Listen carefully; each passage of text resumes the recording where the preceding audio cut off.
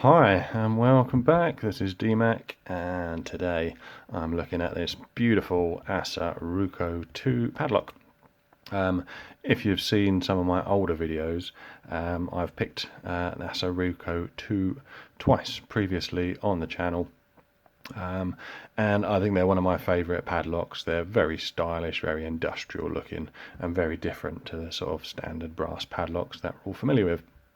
They're very heavy, and of course they've got the Assa or the Ruko cores in with gins or with the barrel pins, or in this case, when I bought this one, the twin combi core. Now, I bought this probably about 6 months into picking because it was an absolute bargain on eBay. It's a brand new padlock, and it came with a twin combi core, which is pretty fierce. I think the bin's too bad on this one, but it is an absolute bugger to pick. So we've got the Assa barrels with matched countermilling up the top, sorry. And then I think there are the 5 finger pins down the bottom, which need to be lifted and rotated in order to set. So it's pretty formidable padlock to open up with that core in it. And it's absolutely beautiful, and I kind of stripped this down and progressively pinned it and was teaching myself to pick the sidebar and teaching myself to pick the top pins. But it's a really tough lock. It's currently, way above my picking abilities. I will keep working on it, and one day I'll get it. But what that meant is that this beautiful padlock ended up a bit of a paperweight. I think there's a few guys in the UK that bought this padlock with this same bit in from the same eBay seller, and I think currently at the time of this video they're still available for about £40 from that seller on eBay with that same bit in, and everyone kind of said the same thing, that it's just a bit of a paperweight, which is a shame because it's a fantastic lock, and it's it's a very tactile lock, and it's nice to pick if you can pick it, which I couldn't. So this sat in my drawer probably for about a year or more, and was kind of forgotten about until the other day. I was mucking about with some of my Assas. This one here was a Assa 600. We've got 6 pins 600, and it had gins and gin pins in it. And yeah, I was sort of playing about with this one, and I sort of suddenly thought, well, they don't look that different, and maybe I could swap the cores over. So yeah, I took everything apart, and turned out I could. And I've got a few Assas. This one's a 600 with barrels in it, and the spacing on the pins. There we go. We put them together. You can see the spacing on the pins is exactly the same. This is a 600 with gins in it. The spacing on those is the same when you take into account the slight step on the core. So it means that a lot of the Assa plugs were interchangeable, which I didn't realise. So for a long time I had this beautiful padlock stuck in the drawer, and forgotten all about it, and I had this lock that I was working on. Was it that one? Sorry, no, it wasn't that one. It's this one that I was working on, and I suddenly realised, well, I could put the two to swap the two cores out, which is exactly what I did. These cores have now been swapped. So this one here with this key originally came with the twin combi Ruko 2 core, and that one now resides in this Assa 600 cylinder. Not picked this yet. It will go into the naughty bucket, hence the yellow dot, and yeah, one day I'll be able to pick it. But in the meantime, what it means is that I've now got an Assa 600 core, which I was working on in this padlock here. So yeah, I was really stoked to do that, and I've managed to pick it, so I'll try and pick it now on camera. But yeah, it just meant that it gave this padlock a new lease of life, really. So he's out of the naughty bucket, in with my other padlocks, and it means that I can play with him and practice with him as I do with the other padlocks. Anyway, what I'm going to do now, I will pop him in the vise and see if I can't get him picked, and I'll show you all the internals to this one. Okay. Right, I have him secured in the vise, and we've got the key there, and we can check that he's working fine, which he is. And let's get to picking. I'm going to use this Haribo custom pick with a Lorlock Tools teardrop profile. Very nice indeed. And I'm going to use a couple of tension wrenches because I'm feeling greedy today. Let's lock that in there. There we go, and you'll see why in a minute. Okay, let's zoom you in a fraction. And you can see there I've got a little mark up there in the 1 o'clock position, just to give me a guide as and when I get full sets.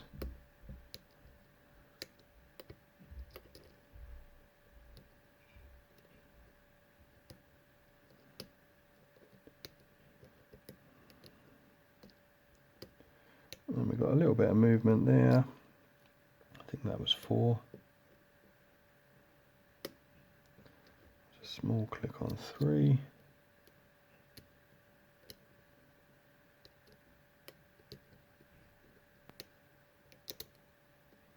And we've got a little bit more movement there on the core. I think that was 4 that I tickled.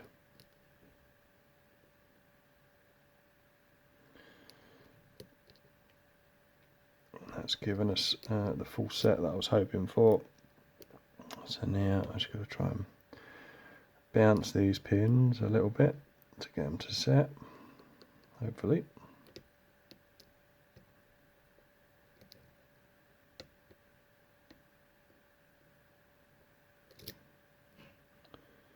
Easier said than done, as always.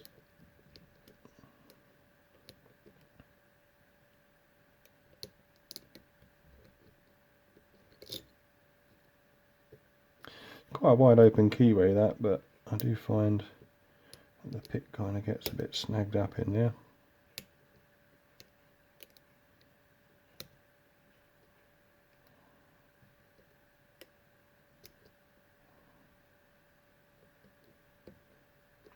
Yeah, it's easy to kind of be on the warding and not realising it, so I'm not using a great deal of pressure, but I'm just trying to jiggle each pin a little bit.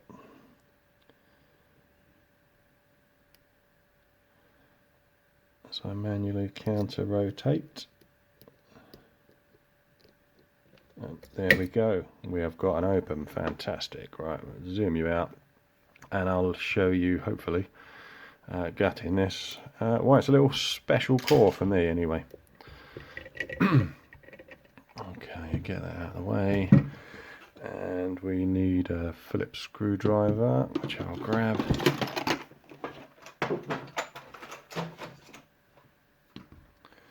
Now we do have the key for this one, so we don't have to worry about locking him up.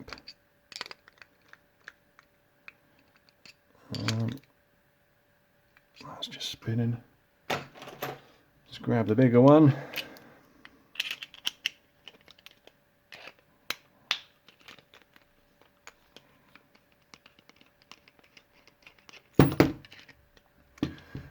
Okay, there we go. We've got that. I think that's to stop bypass attacks. I'll pop all that out of the way for a minute. And there's that lovely snowman core that you get in the Ruko 2s. So we'll use a screwdriver to take these screws out at the back, that retaining plate, and then we can gut it and see what's inside.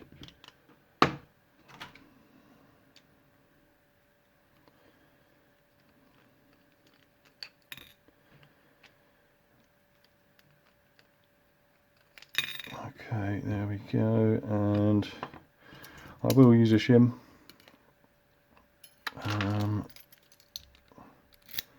Not sure you need it on this one actually, because you don't have. I know on some Assas, like these ones here that have got the clip on the back of them, there's quite a deep groove on the back of the plug, and the pins can get snagged in there. But I don't think this one's got it, so I'm not going to use a shim on this. I'll just slide him straight out. There we go. So looking at that there, you can see we've got, I think, 3 and 5.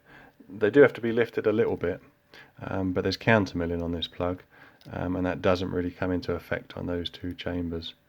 I think it does on 1, it does on 6, but kind of only a little bit. Anyway, let's get these pins out. 1, 2, 3, 4, 5 and 6. And you can see there, I think, hopefully, that we've got that counter milling on all 6 holes.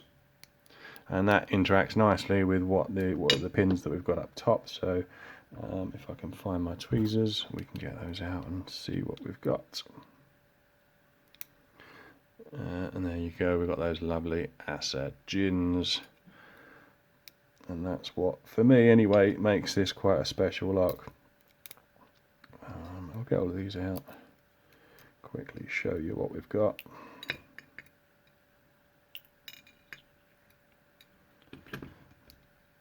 There we go, got all those beautiful gin pins there. If I grab one of those, you've got that little lip just there, so it's like a spooled section, but the diameter of that tip is smaller than the diameter of the pin itself, but they lock into there quite nicely and make it very difficult to pick. So I like to use that technique, float picking. Now that said, this is probably the first Assa 600 with gins that I've picked. And with that, with that counter milling, they are a pain in the ass to pick. But as you saw, we only really had to float, I think, 3 of those pins, possibly 4, just about, but probably 2 or 3 really needed floating to get him picked. So for me, it's quite a good intermediary lock. So I'm quite happy picking the Assa barrels, but recently on the UK Discord got a load of these bad boys. So these are Assa 600s, these have all got gins in, and we've got keys for these ones, but I've not yet picked these yet, because they've got some pretty crazy bit in some of those, and they're certainly not as easy as these ones here with the those almost 0 lifts there in with 3 and 5, which does make it a bit easier. Those gins, I have come across them before. I've got a load of Assas and Rukos, and I think this one here, which is a Ruko, has got gins in it, but it doesn't have that counter milling, so it kind of picks almost like normal spools. Really, you get a little bit of counter rotation, but you don't get the locking in into the holes in the plug there. Anyway, so yeah, that's my Assa 600 with gins in my Ruko 2 that I can actually pick now, which used to have the old twin combi core in, if I can get the key out. Yeah, certainly above my picking level at the moment, but one day I'll get that bad boy, and maybe then I'll go back into that padlock. But for now, really nice padlocks, and it's this provides me a nice padlock with gins to get used to, getting me all the way to picking the rest of these 600s, which are a real pain in the arse. But one day I will get them done. I'll put a little link up there to subscribe if you'd like to see more content like this. Yeah, so thanks for watching, and bye for now.